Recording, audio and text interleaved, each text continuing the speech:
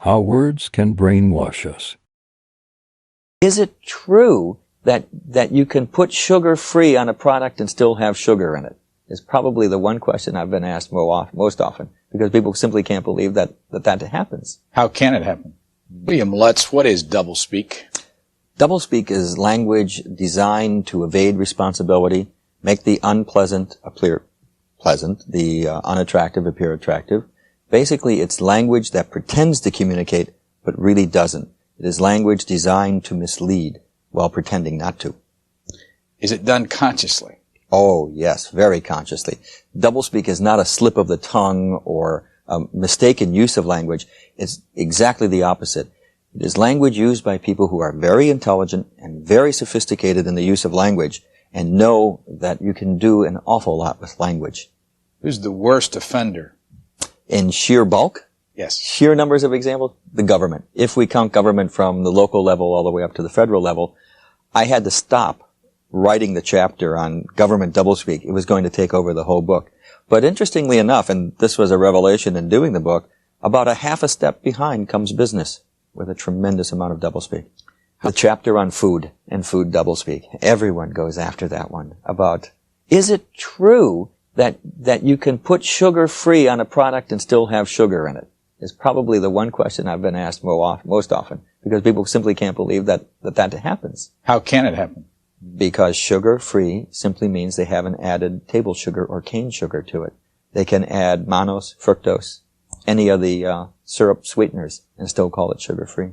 So, when you eat something that's sugar-free, there's sugar in it. Oh, yes. And by the way, I found out in a radio interview when they had people in the audience calling in, a man called in and said, do you mean that there's sugar in there? I said, well, yes, there's sugars in that food. He said, well, I'm a diabetic, and my wife makes sure she buys only the sugar-free. I said, you can't eat those. You have to use only the dietetic, because that's governed by law. Sugar-free isn't. Here's a man who was threatening his health through this kind of false labeling. What Chapter 2 is all about. Therapeutic misadventures, the economically non-affluent, and deep-chilled chickens, the doublespeak of everyday living. What is a therapeutic misadventure?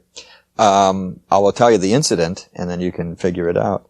In 1982, during a cesarean operation, the anesthetist turned the wrong knob and killed the mother and child.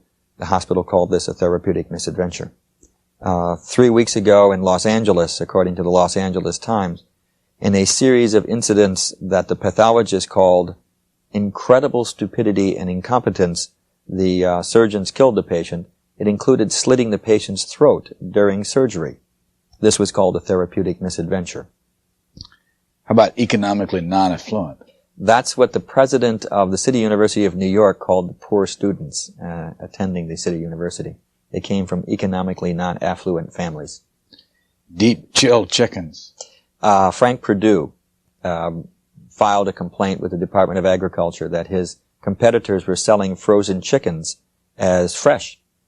And the Department of Agriculture investigated and said, no, granted the chickens are packed in ice at a temperature of 28 degrees Fahrenheit. These are not frozen chickens. These are merely deep-chilled chickens and can therefore be sold as fresh. Orwell, in these two works, his essay, Politics in the English Language, and then really giving full-blown thought to that essay in his novel 1984, addressed the importance of language in society and the control and manipulation of language to control and direct society. I think the most important point in 1984 is that power grows not out of the barrel of a gun. Power grows not out of the thought police and rule by terror. It grows out of the power of language in that novel. The revolutionary act committed by Winston Smith right at the beginning of that novel is to keep a diary. In keeping a diary, any person who keeps a diary uses language to communicate with the self. You're talking to yourself and you're thinking through words about the world around you and about how you feel. That's why a diary is such a revolutionary act in 1984, because you are reasserting personal control over language. Then at the end of the novel, to parallel that scene, when Winston Smith has been found out and O'Brien, his torturer and guide, says to him, What is reality? Reality is not external. Reality exists not in the mind of the individual, which soon perishes, but in the mind of the party, which is collective and immortal. What the party says is reality is real. And how else can the party do that? Except by language. Party has taken control of language and has taken it away from the individual. And that's the power, because those in power who control language control the way we see the world.